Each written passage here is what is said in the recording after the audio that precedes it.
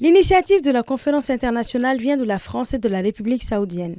Le 7 octobre 2023 a marqué le début du conflit entre Israël et le Hamas qui a causé la mort de 60 000 personnes et 145 870 blessés en Palestine.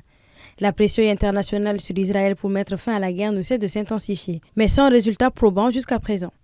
À l'issue de la première journée de la conférence, l'ONU a proposé une solution à deux États, un État israélien et un État palestinien. Cette approche est présentée comme le seul chemin pour parvenir à la paix au Proche-Orient. The wholesale destruction of Gaza is intolerable. It must stop. Unilateral actions that would forever undermine the two-state solution are unacceptable. They must stop. Nous lançons à travers cette conférence un appel collectif à l'action. Cette guerre qui a trop duré doit cesser.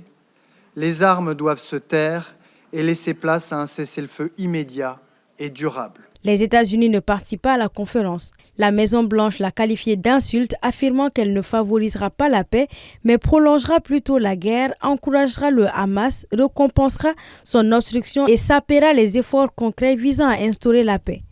La conférence se concentre sur trois axes, à savoir la réforme de la gouvernance de l'autorité palestinienne, le désarmement du Hamas et son exclusion de la gouvernance palestinienne, ainsi que la normalisation des relations avec Israël par les États arabes qui ne l'ont pas encore fait.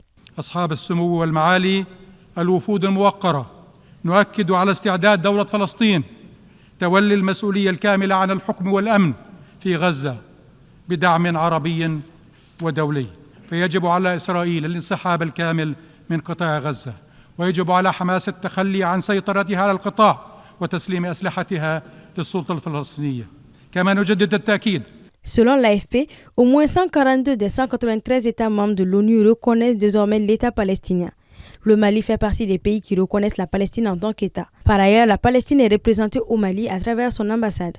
Ce matin, Israël a rejeté la reconnaissance d'un État palestinien et la pression internationale qu'il a qualifiée de campagne biaisée en faveur d'un cessez-le-feu dans la bande de Gaza.